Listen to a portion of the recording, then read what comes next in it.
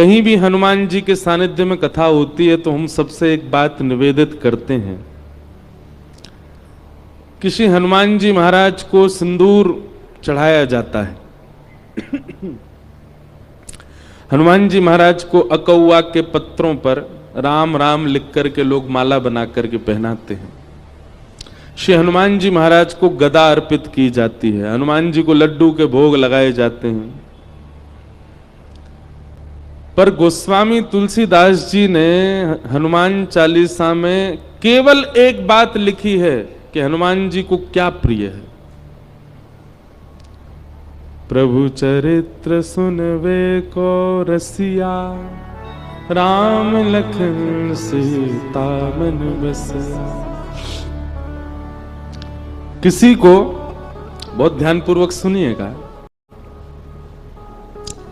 किसी व्यक्ति को जलेबी बहुत प्रिय है और आप जब उसके पास जाते हो तो लड्डू ले जाते हो या रबड़ी ले जाते हो, कलाकंद ले जाते हो, मोहन थार ले जाते हो, बालूशाही ले जाते हो। मुंह में पानी तो नहीं आ गया आपके? इतनी मिठाई के नाम ले दिए हमने। पर सामने वाला आपकी सहजता और आपकी लाई हुई वस्तु को स्वीकार तो करेगा, प्रसन्नता से रख लेगा। हाँ हाँ, अरे वाह भैया लड्डू लाए, लाओ धर दो। लेकिन यदि उसकी प्रिय वस्तु आप लेकर के जाएंगे तो वो रखेगा नहीं, तुरंत खोल करके उसको चख लेगा। अच्छा जलेबी लाओ भाई, अरे गरम गरम है, अभी अभी पा लेते हैं। चाहे उसका पेट भरा हो, चाहे वो कितना भी तृप्त क्यों ना हो, उसकी प्रिय वस्तु उसके सामने प्रस्तुत करोगे तो तुरंत लेगा। हमारा और भावों से कोई विरोध नहीं है। आप ऐसा मत सोचना कि हम हनुमान जी की अन्य सेवा के लिए मना कर रहे हैं। कई जगह वर्णन है कि ऐसे ऐसे हनुमान जी को रिझाओ, हनुमान जी के सामने ये करो, ऐसा करो, ये उपाय करो, आदि आदि सब ठीक है।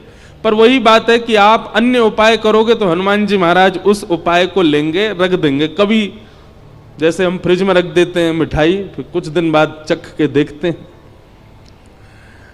तो आपके द्वारा प्रस्तुत जो भी भाव है हनुमान जी उसको ले तो लेते हैं पर रख लेते हैं, पुनः अपने ध्यान में बैठ जाते हैं। लेकिन जैसे ही कोई सन्मुख आकर के प्रभु श्री राम या प्रभु श्री कृष्ण की मधुर कथा, कोई लीला सुनाने लग जाता है, हनुमान जी अपना नाम जप साधन आदि सब छोड़ करके नेत्र खोल के उसको सुनते हैं। और कैसे सुनते हैं? यत्र यत्र रघुनाथ कीर्तनम तत्र तत्र कृतमस्तकांजलिं वाष्पवारि परिपूर्ण लोचनम मारुतिम नमत राक्षसांतकम। वाष्पवारि परिपूर्ण लोचनम, नेत्र सजल हो जाते हैं हनुमान जी के कथा सुनते हुए।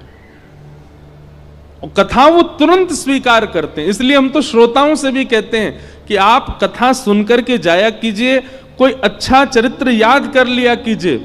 और मंगलवार शनिवार आपके ऊपर जो भी बुरा समय चल रहा है, कोई हारी बीमारी चल रही है, ब्रजवासी की कही एक बात मान लीजिए, कोई नियम मत कीजिए, हनुमान जी के पास हर मंगलवार जाकर के एक भक्त या भगवान का चरित्र सुना करके आओ।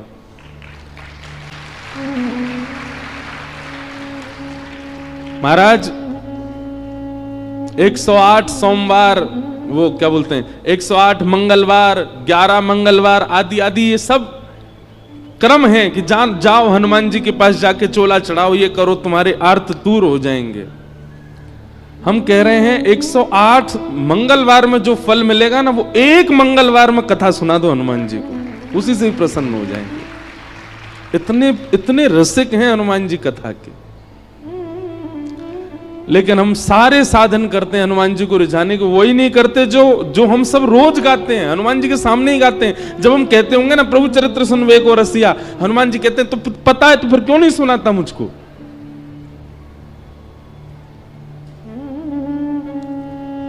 इसलिए भैया हमारी कही एक क्रिया, हमने बहुतों को बताया है कि हनुमान जी को प्रसन्न करना है तो कथा सुना। हमारी तो कथा के मुख्य श्रोता ही हनुमान जी हैं। आपको दिख जाए तो बहुत बड़ी बात है। ये देखो, ये हमारी पहली कथा से सारी कथा सुन रहे हैं। और गदा वाले हनुमान जी नहीं है, कीर्तनिया हनुमान है। हनुमान जी गदा वाले हैं ही नहीं है।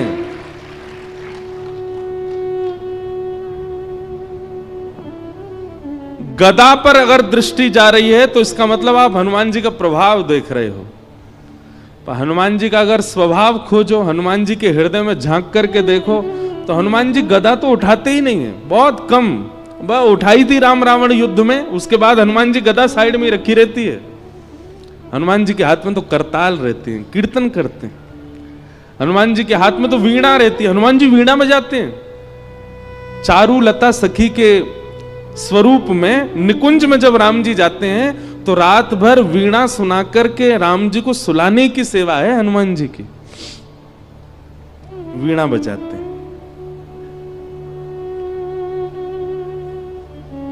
पर हमको लगता है कि ये रौद्र हैं, ये भयानक हैं, ये आर्तों को नष्ट करना जानते हैं। 24 घंटा केवल वीर आसन में बैठ करके और हमारे दुख दारिद्रों को दूर करना ही इनका काम है। नहीं,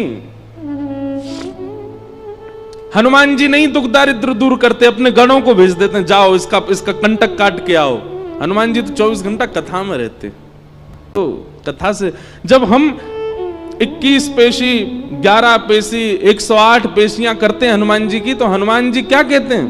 ए भाई गणों, इसके पीछे जाओ, बहुत पीछे पड़ रहा है मेरे, जाओ इसके यहाँ के सब कंटक काट के आओ। हनुमान जी थोड़ी आते हैं।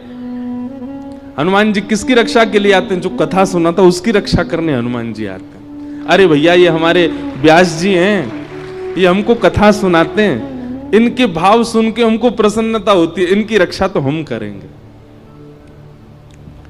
इसलिए हमारी प्रार्थना है, पंचमुखी हनुमान मंदिर के प्रांगण में कथा हो रही है, आप श्रोताओं को एक ही काम करना है। 7 दिन के इस कथा प्रसंग में कुछ भाव, कुछ लीला, कुछ प्रसंग जो आपको भा जाए उसको याद कीजिए, उसको स्मरण कर लीजिए। वैसे तो यहां बैठ करके तो हनुमान जी पूरी कथा सुन ही रहे हैं, पर आपके क्षेत्र में भी जो हनुमान जी का मंदिर हो वहां जाइएगा और एकांत में दूर बैठ करके श्री हनुमान जी से नेत्र मिल रहे हो, भीड़ बहुत ज्यादा हो तो चिंतन कर लो हनुमान जी का, वो कथा सुना। हजारों लाखों की भीड़ मंदिर में होगी, लेकिन हनुमान जी आपके सामने ही बैठे होंगे क्योंकि आप कथा सुना रहे हैं। तो आपसे हमारी प्रार्थना है, हनुमान जी को कथा जरूर सुनाया करो। गोस्वामी तुलसीदास जी को राम जी मिले ही हनुमान जी की वजह से, और हनुमान जी मिले कथा की वजह से। सबको कथा पता ही है। गोस्वामी तुलसीदास जी एक वृक्ष में रोज जल डालते थे अपने नित्य क्रम में, तो उस जल पर कोई ब्रह्म प्रेत रहता था। वो प्रेत 12 वर्ष के बाद जब मुक्त हुआ, गोस्वामी जी के चरण पकड़ लिए, बोले आपने मुझे मुक्त कर दिया, मैं जाते जाते कुछ वरदान देना चाहता हूं, मांग लीजिए। गोस्वामी जी बोले हमको राम जी से मिलवा दो। प्रेत बोला राम जी से मिलवाने की सामर्थ्य मेरी होती तो मैं प्रेत क्यों होता? गोस्वामी जी बोले कुछ तो करो, क्योंकि तुम मानव नहीं हो, प्रेत हो, तुम्हें कुछ तो पता होगा ठाकुर जी के बारे में। तो वो प्रेत कहता, बोले हाँ, जिनके मारे हम प्रेतों के प्राण निकलते हैं उनका पता हमको रहता है। कौन? हनुमान जी।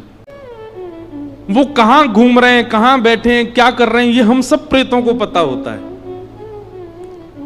वो आपको राम जी से मिलवा सकते हैं। तो फिर गोस्वामी जी बोले वो कहां हैं आजकल? बोले अरे वो रोज आपकी कथा सुनने आते हैं। 80 घाट पर जब आप कथा करते हैं तो जितने श्रोता आते हैं उनमें हनुमान जी भी आते हैं। रुग्ण सी अवस्था होगी, वृद्ध सा भेष है, उनके पास कोई बैठता भी नहीं है, उनको देख के ऐसा लगता है ना जाने कितने दिनों से नहाया नहीं व्यक्ति, वो बड़ा दीनहीन सा पीछे बैठ के कथा सुनता है आपकी। बोले हाँ, बोले वही हनुमान जी हैं, पकड़ लो चरण। और गोस्वामी जी ने कथा के बाद चरण पकड़ लिए। वो तो छुड़ाने लगे, अरे व्यास जी आप चरण क्यों पकड़ रहे हैं, मैं सामान्य सा जीव, मैं दीनहीन सा प्राणी, आप मेरे बोले कोई दीनहीन नहीं हो, मैं जानता हूं आप हनुमान जी हो। इतने में ही आहा,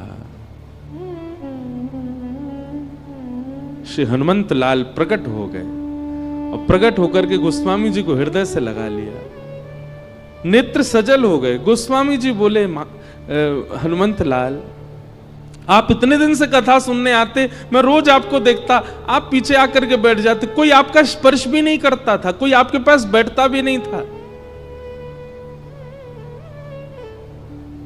हनुमान जी कहते, कथा सुनने की विधा यही होनी चाहिए। अपने आप को पुजवाने के लिए या सब मुझे देखें इस भावना से जो कथा में आता, वो कथा सुन ही नहीं सकता।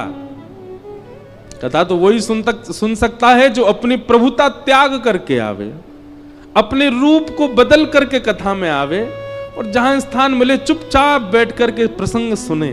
ये कथा का स्वरूप होता है। अब मैं इस रूप में आऊं तो मुझे कथा कौन सुनने देगा? सब मेरे पांव पकड़ लेंगे, इसलिए मैं रूप बदल करके आता। गोस्वामी जी, आपने बड़ी सुंदर सुंदर कथाएं सुनाई, मैं तो नित्य सुनता हूं आपको। आज आप दक्षिणा ले लीजिए, हमने कथा सुनी है आपसे, कोई दक्षिणा बताइए। बोले, दक्षिणा में केवल राम जी दे दो हमको, ये बता दो राम जी कहां मिलेंगे। तब हनुमान जी ने पता बताया, बोले चित्रकूट जाइए और श्री चित्रकूट में आपको रघुनाथ जी के दर्शन होंगे। तो भैया, हनुमान जी केवल संकट हरण नहीं है, हनुमान जी केवल पीड़ा निवृत्ति करने वाले नहीं है, हनुमान जी केवल हमारे आर्तों को दूर करना जानते हैं, यही उनका काम नहीं है। ये सब तो उनके गण करते हैं, हनुमान जी नहीं करते। हनुमान जी तो केवल कथा के रसिया हैं, कथा श्रवण करते हैं। हनुमान जी जैसा भावुक कोई देव नहीं, हनुमान जी जैसा दयालु कोई देव नहीं। हमने समझा भले ही उनको बहुत रौद्र रूप में है, पर उन जैसा कोई कोमल नहीं है। सबको कथा पता है, लंका सिया सुध लेने जब जाना था, सारे बानर उछल रहे थे, हम जाएंगे हम जाएंगे। हनुमान जी पीछे बैठे चुपचाप, उनको पता ही नहीं है कि मुझ में बल क्या है। एक बात याद रखिएगा, जो वैष्णव होता है, जो भक्त होता है, वो अपने गुण को ज्यादा प्रकाशित नहीं करता। जैसे किसी के अंदर कोई गुण होता है ना, वो उस गुण को इतना प्रकाशित कर देता है कि उसके चेहरे पर ही वो दिखने लग जाता है, इसमें ये गुण होगा। जैसे किसी के पास धन बहुत है, धनवान है, तो स्वरूप ही ऐसा बना के घूमेगा कि देखने वालों को पता चल जाए धनवान है। कपड़े कैसे, एक सरवट नहीं आ जाए उस पर, सीधे रखेगा, बैठेगा तो अदब से बैठेगा, गले में 2-4 जंजीर पहन के रहेगा सोने की, हाथों में इतनी सारी अंगूठी, छोटी छोटी से काम नहीं चलता, बड़ी बड़ी पहनेगा। फोन जेब में रख सकता लेकिन हाथ में ही रखेगा, सबको पता चले 2 लाख का फोन है मेरा। जूता चप्पल ऐसी टिमटिमा रहे होंगे उसके कि मानो जैसे कोई तारे चमक रहे हों। वो अपने स्वरूप से ही बता देता है कि मैं धनवान हूं। ऐसे ही धनवान व्यक्ति अपना स्वरूप बता देता है। बलवान व्यक्ति, कपड़ा फटे जा रहे हैं, निकल रहे हैं महाराज, यहां से हाथ निकल रहा है, यहां से छाती निकली जा रही है, चले तो हाथ यूं। हमारे साथ बेचारे 2 भैया हैं, ये तो बढ़िया हैं ना। पर बलवान व्यक्ति अपने रूप से ही दिखा देता है कि मैं बलवान हूं। अच्छा, ज्ञानी व्यक्ति भी अपने रूप से बता देता है कि मैं ज्ञानी हूं। त्रिपुंड लगा करके घूमेगा, गले में कम से कम 2-4 रुद्राक्ष की मालाएं पड़ी होंगी, कानों में भी रुद्राक्ष ही लटक रहे होंगे, और यहां त्रिपुंड, यहां त्रिपुंड, यहां त्रिपुंड, यहां त्रिपुंड। चले तो ग्रंथ हाथ में लेकर के, बैठे तो खड़ाऊं पहन के चट चट करता चले। बस पहनता तो मैं भी हूं, पर मैं स्वरूप से ज्ञानी दिखूंगा नहीं, हूं भी नहीं। गुरुदेव की उच्छिष्ट जो कृपा प्रसादी वही दे रहे हैं। पर कोई प्रचंड ज्ञानी हो, उसके रूप से पता चल जाता है वो ज्ञानी है, कोई भैया संभल के इसके सामने। पर वैष्णव जो होता है ना, वो विपरीत होता है। वो अपने समस्त गुणों को अंतर्मुख कर लेता है। अपने सारे गुणों को ऐसा कर देता है कि सामने वाले को ये लगे कि ये तो सामान्य है, ये तो कोई साधारण व्यक्ति है, इसको ज्यादा कुछ पता नहीं है। ये वैष्णव का गुण है। हनुमान जी ऐसे ही हैं। हनुमान जी ने हम सबको जो दिखा रखा है, एक प्रकार से हमको बहकावे में डाल रखा है कि भाई मेरी गदा देखो, मेरा रूप देखो, मेरा बल देखो, आदि आदि। हनुमान जी ने अपने वास्तविक रूप को छुपा रखा है। वे तो रसिक हैं कथा के, वे अत्यंत सौम्य हैं, वो अत्यंत सरल हैं, वो अत्यंत, अरे कोई जरा सा राम बोल दे तो नेत्र सजल हो जाते हैं हनुमान जी के। इतने करुणावतार हैं।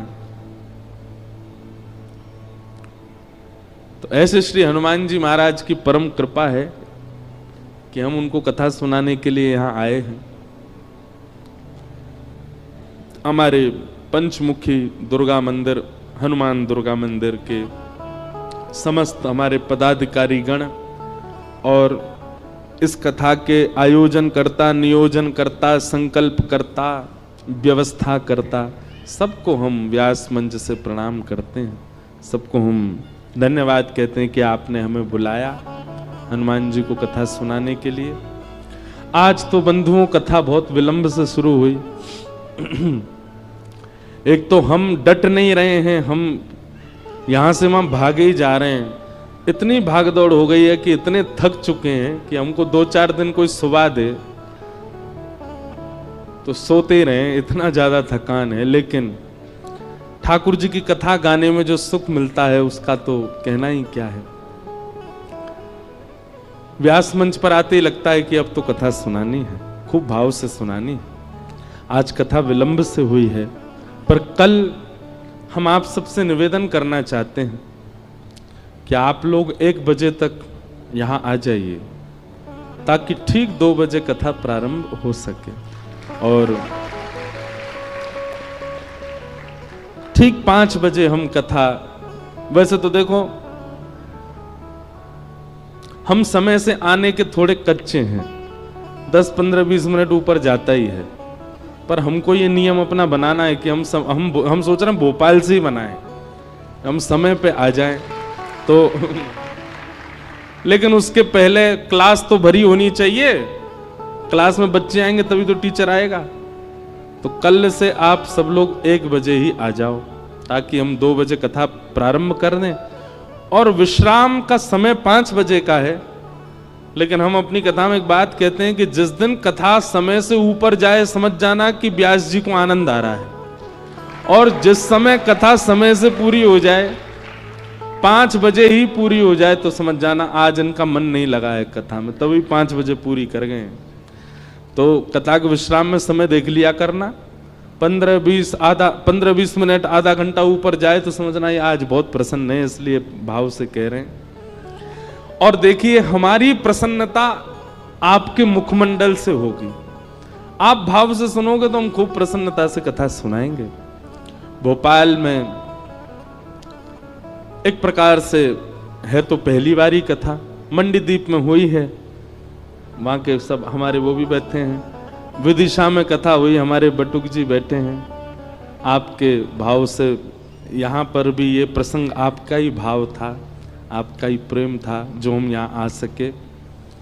तो भोपाल में ये प्रॉपर शहर में ही है, हम लोग शहर में ही हैं। हाँ, तो भोपाल में तो पहली ही कथा है फिर तो भोपाल के सब लोगों को हमारा प्रणाम। ब्रज से आए हैं, खूब भाव से कथा सुनने आओ, खूब सुंदर ठाकुर जी की लीला कथा सुनाएंगे। और आप सब लोग समय से कल से आना, 1 बजे, 2 बजे कथा प्रारंभ कर देंगे और 5, सवा 5 बजे तक विश्राम, उसके बाद अपने गृह कार्य करो। और सुनो, कई लोग कहेंगे हमको छुट्टी नहीं, हमारे काम रहते हैं, जे रहते हैं। अरे भैया, जीवन भर करना है काम। 7 दिन के लिए बोल दो टाइफाइड हो गया हमको, आ जाओ कथा में। देखिए कई लोग हमसे बोलते कथा के लिए झूठ बोले महाराज जी, अपराध काहे को। हाँ, अपराध कब लगता है, कहीं घूमने जाना है, कहीं कुछ उल्टा सीधा खाने पीने जाना है, मित्रों के साथ रात भर ऊधम मचाना है, उसके लिए झूठ बोलो, वो पाप जन्य है। लेकिन ठाकुर जी की कथा सुनने के लिए अगर झूठ बोलना पड़े तो उसमें कोई दोष नहीं है। भाव से कौन सा रोज रोज कथा होती है, कभी कभी होती है, इतना बड़े। और देखो ये महीना सामान्य नहीं है। ठाकुर जी कहते हैं मेरी प्राप्ति यदि करनी है तो या तो 3 वर्ष बाद पुरुषोत्तम मास का प्रतीक्षा करो, या हर वर्ष आने वाले कार्तिक मास को सफल बना लो। ये कार्तिक मास का प्रारंभ ही है। अभी कल से ही तो प्रारंभ हुआ कार्तिक मास, आज दूसरा दिन है। तो मेरे लिए भी, मेरा तो हर दिन ही कार्तिक है, हर दिन ही कथा हो रही है हमारी तो, लेकिन आप सब लोगों के लिए सौभाग्य है कि कार्तिक मास में कथा हो रही है। हम नियम भी बताएंगे कल कि आप लोगों को क्या क्या कार्तिक मास में करना चाहिए। तो बड़े प्रेम और भाव से आप सब पधारे। आज प्रथम दिवस है कथा का। हम महात्म्य की चर्चा थोड़ी देर करेंगे और कल से बिल्कुल ठीक 2 बजे कथा प्रारंभ होगी। बोलो वृंदावन बिहारी लाल की जय। सच्चिदानंद रूपाय विश्वोत्पत्त्यादि हेतवे तापत्रय विनाशाय श्री कृष्णाय वयं नमः।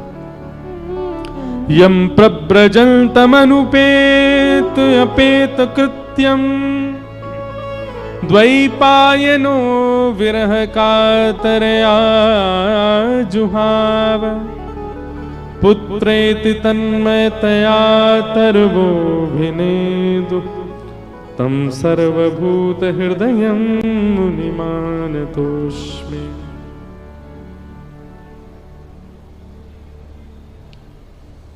कल कोई एक व्यवस्था अगर कर सकें, हमको क्या है, सूर्य सामने से है ना, तो श्रोताओं के चेहरे कम दिख रहे हैं, तो कल ऐसा कुछ प्रकाश, वैसे लाइट लगी है थोड़ी सी, ऐसे कुछ लगे कि सब दिखें, या फिर ये सामने से कुछ पर्दा आ जाए तो थोड़े कम हमको दिखें। आप सबके मुखमंडल से ही कथा निकलती है, आगे वाले तो दिख रहे हैं, अब पीछे वाले हमको बहुत कम दिख रहे हैं।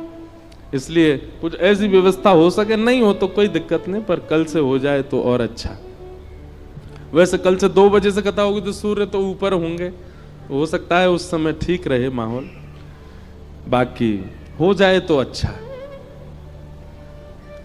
श्रीमद् भागवत का महात्म, महात्म यानी कि महत्व। बंधुओं एक बात बहुत ध्यान से सुनिए। सत भगवान को कहा जाता है। सत यानी सत्य। ठाकुर जी का स्वरूप सत्य है।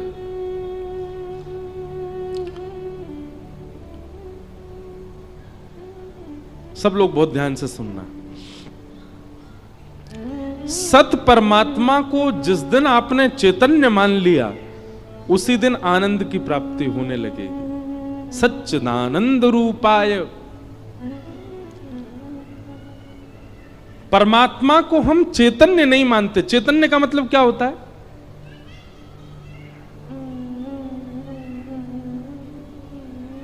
चैतन्य मतलब जैसे मैं चैतन्य हूं।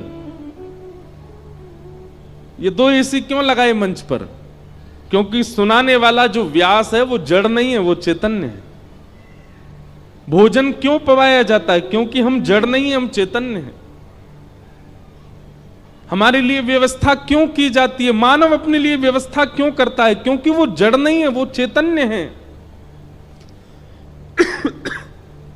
पर मृत्यु के बाद उसी व्यक्ति को निष्ठुर चिता पर सुला दिया जाता। उसी के परिवार के लोग सुलाते हैं। जो डल्लब के गद्दे पर सुलाते थे वही उसको चिता पर सुला देते हैं। क्यों? उनको उस समय दया नहीं आती, क्योंकि उनके मन में यह भावना आ जाती है कि अब ये जड़ हो चुका है, अब इसको पीड़ा नहीं है। तो इसका मतलब मुझे चैतन्य बनाने वाला कौन था? मेरे भीतर विराजमान जो चैतन्य आत्मा है, उससे मैं चैतन्य था। शरीर तो जीवित अवस्था में भी वही है, मृतक अवस्था में भी वही है, तो फिर इतना भेद कैसे हो जाता है? हमारे भीतर जो जीवात्मा है वो हमारे रूप को चैतन्य बनाती है, और वो जीवात्मा ही परमात्मा का स्वरूप है। तो जो पूर्ण चैतन्य है, जिसकी उपस्थिति से हम चैतन्य हो जाते हैं, उसको हम मंदिर में भी चैतन्य ही माने। आप ठाकुर जी को पाषाण मत समझा कीजिए। एक बार एक घर में किसी की मृत्यु हो गई, सब घर के लोग रो रहे थे। किसी साधु ने जाकर के कहा, भाई तुम क्यों रो रहे हो? तो बच्चे ने कहा, मेरे पिताजी चले गए। एक कन्या ने कहा, मेरा पति चला गया। वृद्ध लोग बोले, मेरा बेटा चला गया। एक ही व्यक्ति गया है, पर सबके अलग अलग संबंध थे। तो साधु ने कहा कि कहां चला गया? बोले, हम सबको छोड़ के चला गया। बोले, वही तो पूछ रहा हूं, कहां चला गया? बोले, भगवान के पास। अच्छा, कैसा था? बोले, छोटा गोरा चिट्टा था। साधु बोले, ये जो सामने पड़ा है यही तो नहीं है? बोले, है तो यही। तो बोले, तो तुम्हारे सामने, फिर रो क्यों रहे हो? बोले, ये सामने है, पर इसके भीतर जो था वो चला गया। साधु ने कहा, भीतर जो था उसको तुमने देखा था कभी? घर के लोग बोले, नहीं, उसको तो हमने देखा नहीं। तो फिर तुम रो क्यों रहे हो? जिसके लिए तुम रो रहे हो वो तुम्हारे सामने पड़ा है, पर इससे तुम्हारा संबंध नहीं है, तुम्हारा भीतर वाले से संबंध। भीतर वाला तुमने कभी देखा नहीं, फिर रो क्यों रहे हो? वास्तविकता यही है बंधुओं, किसी की मृत्यु पर हम रुदन उस व्यक्ति के लिए नहीं करते, बल्कि हमारी आत्मा इसलिए रोती है कि हमने पूरा जीवन इसके साथ निकाला, लेकिन हम वास्तविकता ये नहीं समझ पाए कि ये हमारा था ही नहीं। हमारा तो वो था जो इसके भीतर था, और इसके भीतर कौन था? परमात्मा, ईश्वर। ये व्यक्ति हमारा नहीं था, तो होता हमारा तो कभी नहीं जाता।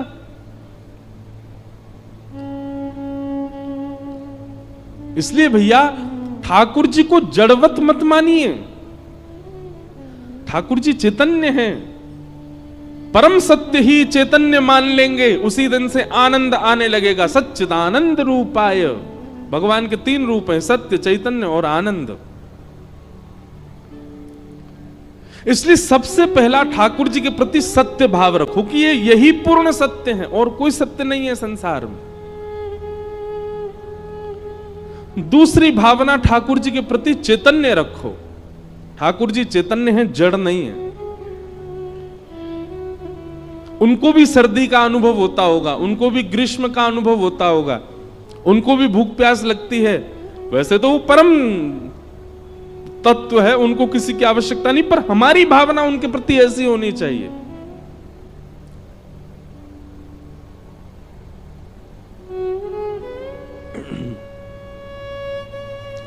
सत्य, चैतन्य, और तीसरा ठाकुर जी का स्वरूप है आनंद। हमारे गुरुदेव कहते हैं, जब तक सत्य और चैतन्य बुद्धि हमारे अंदर नहीं आएगी ठाकुर जी के प्रति, तब तक सेवा में, भजन में, भक्ति में, कथा में आनंद आ ही नहीं सकता। मीराबाई को क्यों आनंद आता था? सूरदास को क्यों आनंद आता था? श्रीमद् चैतन्य महाप्रभु को क्यों आनंद आता था? क्योंकि वो ठाकुर जी को चैतन्य मानते थे, कभी जड़ नहीं माना। कितने श्रोता कथा में ऐसे आते हैं, कथा को शब्द नहीं समझते, कथा को केवल वाक्य नहीं समझते, वो जीवंत एक लीला देखते हैं कथा सुनते सुनते।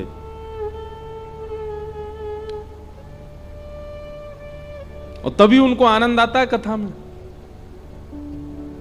तो भगवान के 3 स्वरूप पहले अपने अंदर लाइए।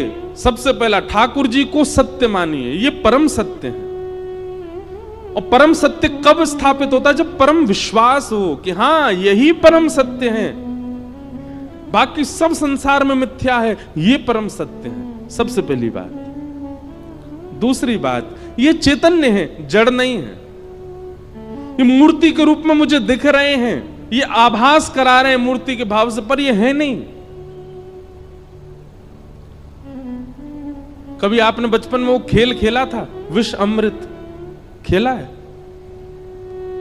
अब आपके यहां कुछ और बोलते हो तो पता नहीं। मध्य प्रदेश में एक तो भाषा बड़ी, कुछ कुछ चीजें बदल जाती हैं। विष अमृत ही बोलते हैं यहां पे, हैं? विष अमृत बोलते हैं, क्या बोलते हैं? बरमपाल, बर्फ पानी। अरे वाह, बर्फ पानी खेला है? हाँ, ये आ गया सबको। बचपन में खेलते थे, एक आदमी बोलता नहीं था, वो छू लेता था, जिसको छूता था वो बर्फ बन गया, फिर बाकी लोग उसको पकड़ते लाते थे, ये पानी बने। एक खेल था। एक और खेलते थे, वो अंग्रेजी में से बोलते स्टैचू बोल दो, तो फिर सब जितने लोग हैं यथावत उसी स्थिति में रह जाओ, फिर एक उनको सबको हंसाएगा। खेला, एक व्यक्ति बोलेगा 10 तक गिनती गिनेगा और 10 तक गिनती के बाद बोलेगा स्टैचू, और पीछे मुड़ के देखे तो जो जिस अवस्था में उसको वैसे ही रहना पड़ेगा। अब फिर उसका काम क्या है? सबको जा जाके हंसाना, जो हंसता जाएगा वो खेल से बाहर होता जाएगा। ठीक वैसे ही भैया ठाकुर जी भी हमारे साथ ये खेल खेल रहे हैं, स्टैचू वाला। वो जड़ बन करके मुझे चुनौती दे रहे हैं, जैसे जड़ वाले खेल में वो चुनौती देता है कि तू, तेरे में हिम्मत हो तो मुझे हंसा के दिखा, मैं तो जड़ बन के खड़ा हूं, लेकिन तेरे में हिम्मत हो तो मुझे हिला के दिखा। ऐसे ही ठाकुर जी ने भी हमको चुनौती दे रखी है, तो में हिम्मत हो तो मुझे हंसा के दिखा, तुझ में हिम्मत हो तो मेरे हाथ ठीक करके दिखा, तुझ में हिम्मत हो तो मुझे चला के दिखा। अरे भैया, कई ने ठाकुर जी को हरा दिया, मीराबाई ने हरा दिया खेल में, ठाकुर जी चला दिए। सूरदास जी ने हरा दिया, कबीरदास ने हरा दिया, गोस्वामी तुलसीदास जी ने हरा दिया। अब हमारी बारी है। लेकिन कब? 28 वर्ष के तो हम हो गए, आप में से कई 40 वर्ष के गए, कई 60 वर्ष के गए। कब? पूरा जीवन तो निकाल दिया आपने, कब हराओगे ठाकुर जी को? वास्तव में भक्ति में ठाकुर जी की जीत नहीं, भक्त की जीत होनी चाहिए। ठाकुर जी तो हारते हैं उसमें। और ये कथा, ये क्या है? ये ठाकुर जी को हरावे के सारे विधान बताए जाते हैं वक्ता के द्वारा। कैसे हारेंगे ठाकुर जी, कैसे हम जीतें। और हमारी जीत इसी में है कि जिस दिन वो अपने जड़त्व को त्याग दें और दोनों भुजा पसार करके हमको हृदय से लगा दें, उसी दिन हमारी जीत है। ठाकुर जी हार गए। लेकिन अभी क्या हो रहा है? ठाकुर जी जीत रहे हैं। कितना भी पंचामृत अभिषेक कर लो, कितना भी इत्र लगा लो, कितनी भी माला पहना दो, कितनी भी पोशाक पहना दो, यूं ही खड़े रहते हैं, हिलते ही नहीं है। और हमारी भावना ये कि हम भी संतुष्ट हैं उसी में ही। हाँ ठीक है, ऐसे ही रहो। अच्छा सच्ची बताइयो, आप सबके लड्डू गोपाल या घर के जो भी ठाकुर जी हैं, रात्रि में आपने सुवाए और सवेरे उनका एक भी अंग प्रत्यंग सीधा हो गया या ठाकुर जी खड़े है गए, क्या करोगे? सत्य बताएं, डर के मारे भाग जाओगे। क्यों? क्योंकि विश्वास ही नहीं है हमारे अंदर, वो प्रेम ही नहीं है ठाकुर जी के प्रति। हमारे मन में वो भावना आई ही नहीं है कि ठाकुर जी ऐसा कर सकते हैं। इसलिए हम एक बात कथा में कहा करते हैं, सबसे पहले तो ये विश्वास जागृत करो कि ठाकुर जी मुझे इस जन्म में मिलेंगे ही मिलेंगे। जैसे व्यक्ति अपना लक्ष्य सिद्ध कर लेता है, बालक सिद्ध कर ले, पकड़ ले, मुझे डॉक्टर बनना है, मैं चाहे जैसे भी कितना भी फेल हूं बन के ही मानूंगा, वो बन ही जाता है।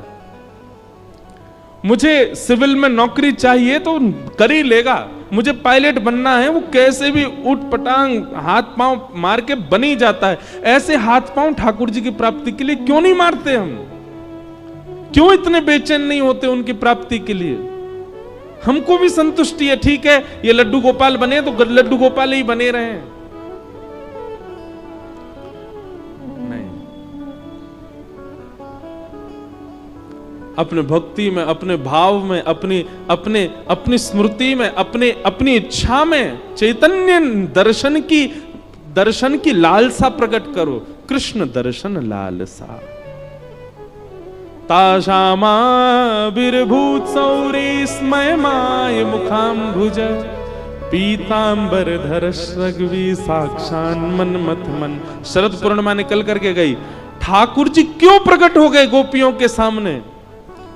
तब कहते हैं रुरुदु स्वस्वरम राजन कृष्ण दर्शन लालसा।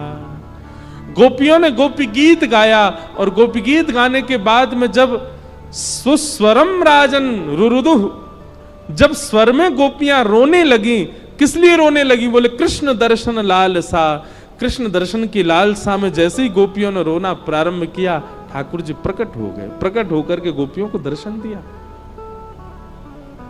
हमारे अंदर वो स्थिति आई नहीं है अभी, कैसे मिले? इसलिए भैया सबसे पहले तो सत्य यानी कि विश्वास प्रगाढ़ करो ठाकुर जी के प्रति। दूसरी बात, ठाकुर जी को चैतन्य मानो, वो जड़ नहीं है। ये जड़त्व तो हमारे लिए चैलेंज है कि तुम वो चैतन्य करके दिखा, तो मैं हिम्मत हो तो। और तीसरा, ठाकुर जी आनंद देने वाले, सच्चिदानंद रूपाय। और क्या करते हैं ठाकुर जी? विश्वोत्पत्त्यादि हेतवे, विश्व की उत्पत्ति, विश्व का पालन और विश्व का संहार। तापत्रय विनाशाय, 3 प्रकार के तापों का उपशमन करने वाला वयम नमः। ऐसे श्री कृष्ण को हम प्रणाम करते हैं। एक बात सुनिएगा, भगवान श्री कृष्ण की शरणागति लेने वाला व्यक्ति कभी दुखी नहीं होता। दुखी ना होने का मतलब क्या है? क्या उसके जीवन से दुख चले जाते हैं? नहीं। हमारा गला बैठा अभी भी, हमको जुकाम हो रहा है अभी भी, कभी कभी बुखार भी आ जाता है, इतना रेस्टलेस हो गया है अभी, भाग दौड़ कुछ भी हो जा रहा है। तो इसका मतलब ये तो नहीं कि हमारे जीवन से दुख चला गया हो। लेकिन हम यहां बैठ करके कथा सुना रहे हैं, आपके सामने बोल रहे हैं, क्यों? क्योंकि कृष्ण वैष्णव के जीवन में दुख तो आता है, पर वो उसको ज्यादा अपने ऊपर हावी नहीं होने देता, उसको ज्यादा अपने ऊपर प्रभावित नहीं होने देता। आप यदि भक्ति पथिक बन गए तो ऐसा नहीं है कि कष्ट जीवन में नहीं आएगा। मैं ये भी कह दूं, पहले से ज्यादा भी आ सकता है, लेकिन आप उसको हावी नहीं होने दोगे, आप उसका अनुभव नहीं करने दोगे, आप उसका अनुभव नहीं होने दोगे स्वयं को भी।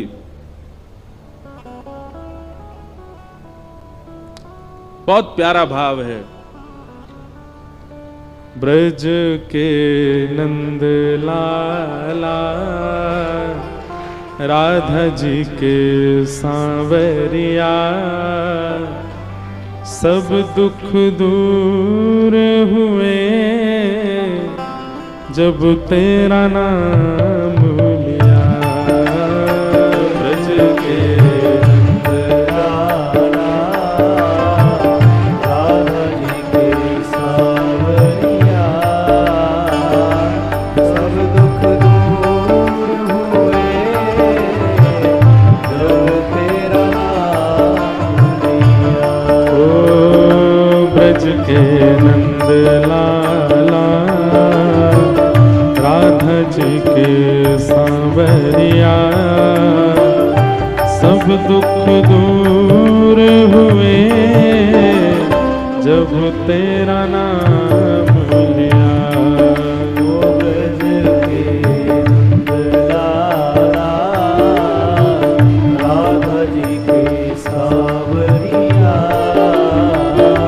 सब दुख दूर हुए जब तेरा नाम। देखो, एक बात तो हमको बहुत अच्छी लग रही भोपाल में, कि यहाँ के वैष्णव ताली बजा के गाते रहे हैं, लेकिन केवल ताली बजा रहे हैं, गा नहीं रहे हैं, गाना भी है। अभी तो बड़े सुंदर सुंदर पद आएंगे, भाव आएंगे कथा में, इसलिए गाना भी है।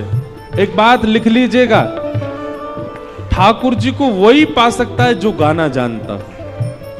जिसने भी पाया गा के ही पाया। चाहे किसी का नाम उठा लीजिए आप, एक नाम मुझे आप ऐसा नहीं बता सकते जिसने ठाकुर जी को बिना गाए पा लिया हो। और गाने का मतलब स्वर की बात नहीं है, गाने का मतलब राग की बात नहीं है, गाने का मतलब अनुराग की बात है, भाव की बात है। ब्रज के नंद लाला, राधा जी के सांवरिया, सब दुख दूर हुए जब तेरा नाम लिया। सब दुख दूर हुए जब तेरा नाम लिया। सब दुख दूर हुए जब तेरा नाम लिया।